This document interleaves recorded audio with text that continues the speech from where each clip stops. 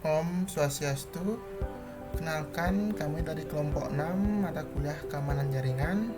Ini kami akan menjelaskan materi tentang Wireshark. Sebelum itu, kenalkan nama anggota kelompok kami.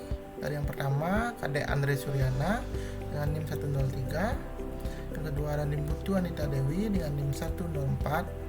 Yang ketiga ada saya, Kadek Agung Manala Medesa dengan NIM 105. Nah, ada pun beberapa poin yang akan kami jelaskan, antara lain apa itu Wireshark, apa itu fungsi dari Wireshark, cara kerja Wireshark, fitur Wireshark, dan penggunaan Wireshark.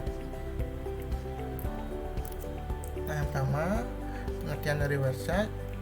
Kita mulai dari Wireshark adalah sebuah aplikasi capture paket data berbasis open source yang berguna untuk memindai dan menangkap traffic data pada jaringan internet. Jadi akan menangkap traffic data pada jaringan internet nantinya. Yang kedua, ada fungsi dari Wireshark, antara lain yang pertama digunakan oleh network administrator untuk menganalisa kinerja jaringannya.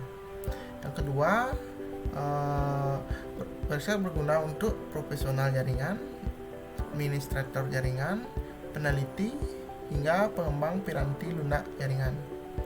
Yang ketiga, Wireshark dapat menganalisa transmisi paket data dalam jaringan, memproses koneksi dan transmisi data antar komputer.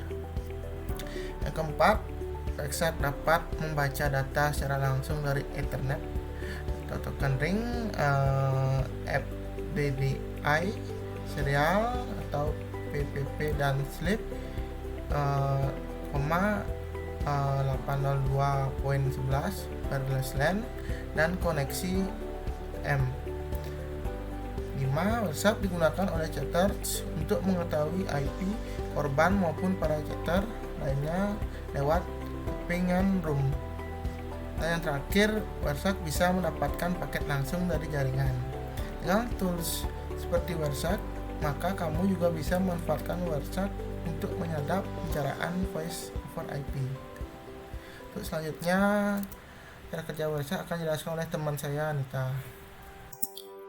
Baik, saya akan melanjutkan presentasi dari Agung, yaitu mengenai cara kerja Wireshark.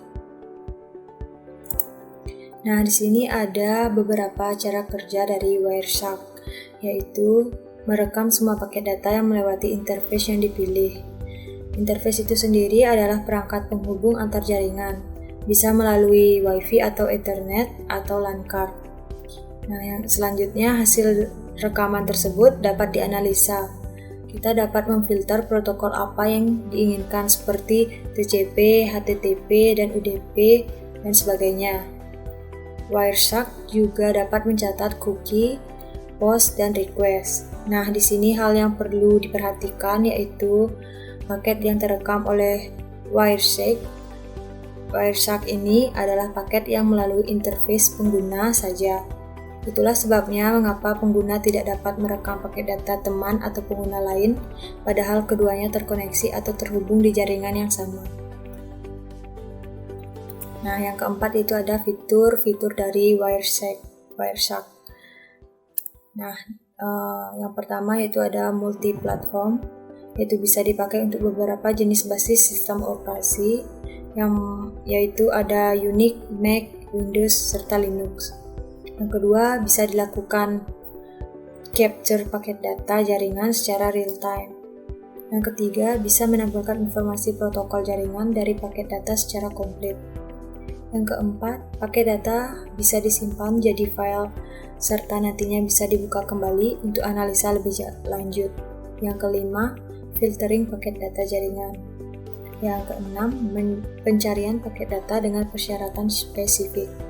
Yang ketujuh, pewarnaan penampilan paket data untuk mempermudah analisis paket data. Yang terakhir yaitu menampilkan data statistik. Untuk melakukan capture paket data yang keluar maupun masuk pada jaringan, Wireshark tersebut membutuhkan piranti fisik NIC atau dikenal dengan kepanjangannya Network Interface Card. Baik, sekian dari saya. Presentasi akan dilanjutkan oleh Andri. Baiklah, di sini saya akan melanjutkan penjelasan dari teman saya, lanjut ke penggunaan Wireshark. Nah, pada penggunaan Wireshark kali ini, yang pertama langkahnya adalah membuka aplikasi Wireshark, kemudian memilih menu capture, kemudian memilih submenu interface.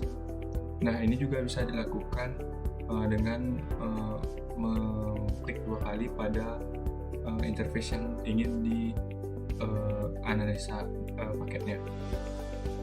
Kemudian pada bagian capture filter, nah kita mengganti alamat IP komputer dengan alamat IP komputer yang digunakan. Jadi untuk sintaksnya atau formatnya adalah host, kemudian link Facebooknya, dan IP komputer kita atau IP komputer target bisa dibilang. Kemudian klik start. Jadi pada saat kita klik start, maka proses penyerapan atau sniffing akan segera dimulai, dan paket-paket akan terus berdatangan yang di-refresh secara real time dalam aplikasi Wireshark. Kemudian kita dapat menekan tombol stop jika ingin menyudahi proses, atau bisa menggunakan shortcut Ctrl E. Nah, jadi ini merupakan GUI atau Graphical User Interface dari aplikasi Wireshark. Nah, pada atas atau header, di sini kita dapat melihat atau menginput display filter yang digunakan biasanya untuk memfilter paket-paket yang telah diterima. Kemudian pada bagian tengah ini kita mendapatkan koneksi-koneksi yang kita miliki pada device kita. Nah, jadi pada device saya ini yang terkoneksi adalah Wi-Fi. Kemudian jika kita ingin melakukan proses analisa paket pada jaringan Wi-Fi ini, maka kita dapat mengklik 2 kali ini. Contohnya seperti berikut. Nah, pada proses ini Wireshark akan melakukan proses penerimaan paket dari IP device kita. Nah, dalam hal ini IP saya yaitu adalah 192.168.1.11. Kemudian jika kita ingin menghentikan proses penerimaan ini, kita dapat menekan tombol stop di sini. Nah, di sini saya sedikit jelaskan untuk label-label yang ada pada pada tabel ini.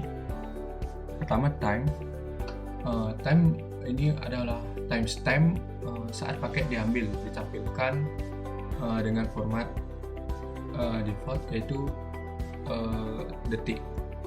Kemudian pada kolom source ini merupakan alamat IP dari mana paket tersebut berasal. Kemudian pada destination adalah kemana tujuan paket tersebut. Kemudian selanjutnya ada protokol. Jadi protokol apa yang digunakan pada saat pentransferan paket dari source ke destination. Kemudian yang terakhir